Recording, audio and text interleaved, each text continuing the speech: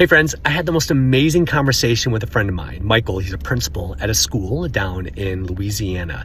And I can't wait to tell you what they've decided to do at this elementary and junior high school for the 2026-2027 school year. But first, just to set it up a little bit.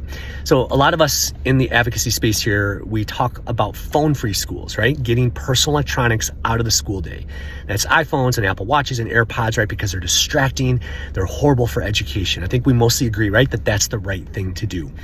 But what more and more schools are struggling with is what happens during the 17 hours that kids aren't at school, and social media things that happen that bring then problems into the school day that schools are having to deal with. And frankly, they're exhausted from it. It's creating distraction during the school day that is outside of the school day. It starts outside of the school day. So here's what St. Peter Catholic has decided to do. For the 2026-2027 school year, in order to be at the school, you cannot have a social media account. That includes Snapchat and TikTok and Instagram and all the usuals, but it also includes YouTube channels. So if you've got one, you got to delete it if you want to stay, or just don't get one at all, right?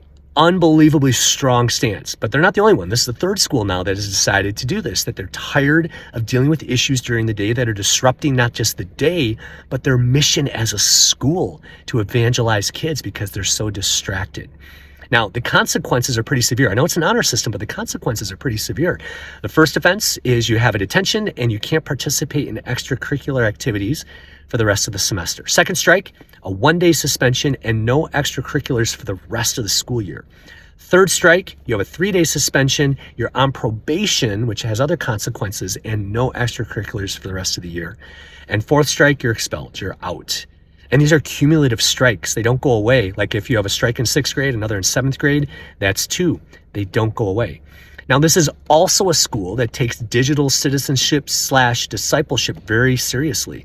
They're teaching our curriculum. They're teaching kids how to use technology in a good, appropriate, honorable way, but they just don't think that it was designed for them, and they shouldn't be using some of these digital spaces when they're this young. This is a bold stance, and I love they're doing it. But I would love to see what you think. Is this too much? Is this too severe? Or would you love to see more schools do this? Let me know with a comment. Take care.